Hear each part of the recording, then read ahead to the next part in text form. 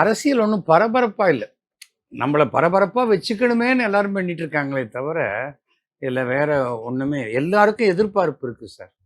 எல்லாருக்குமே நான் ஆளணும், நான் மறுபடியும் பதவிக்கு வரணும், நம்ம அதிகாரத்துக்கு வரணும்னு தான் இருக்கே தவிர, மத்தபடி வேற ஒண்ணுமே கிடையாது. விஜயை பொறுத்தவரைக்கும் அவர் நினைக்கிறது என்னன்னா, சோலோவா சினிமால வர மாதிரி அப்படியே கொண்டு வந்து கோடம்பாக்கத்துலேருந்து நேரா ஃபோர்ஸ் செஞ்சாதியில் கொண்டு போய் சிஎம் சீட்டில் உட்காத்தி வச்சிடணும். அது யாராக இருந்தாலும் சினிமாவில் 100 கோடி வாங்கலாம், 250 கோடி வாங்கலாம். ஆனால் ஒரு ஓட்டு வாங்குறதுங்கிறது வேற.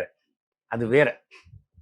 அது இப்போ இன்னைக்கு அப்போ பார்த்துட்டேன் சோஷியல் மீடியாவில் பார்த்தா எனக்கு 3 லட்சம் ஃபாலோவர் இருக்காங்க, எனக்கு 8 லட்சம் லைக் வந்திருக்கு, என்ன வேணால் சொல்லலாம். அது ஓட்டாக வராது. என்னுடைய ஆதரவு உங்களுக்கு தான் அப்படின்னு சவுத் ஆப்பிரிக்காலேருந்து ஒருத்தர் ட்விட்டரில் போடுவார். ஆனால் அவருக்கு ஓட்டு கிடையாது. இங்கே அமெரிக்காலேருந்து போடுவார், எனக்கு எங்கே இருக்குது இல்லை எல்லா இதுலேருந்து போடலாம். பட் இங்கே ஓட்டு வேணும்.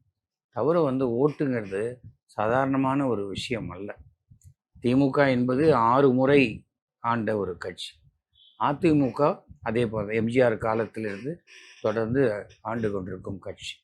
அதே போல் பாஜகவும் காங்கிரஸும் அந்த குதிரை மேல் ஏறி சவாரி செய்யக்கூடியவர்கள். அவங்களாலலாம் ஆட்சிக்கு வரவே முடியாது. யாராக இருந்தாலும் தமிழ்நாட்டை பொறுத்த வரைக்கும் நான் சொல்கிறேன்.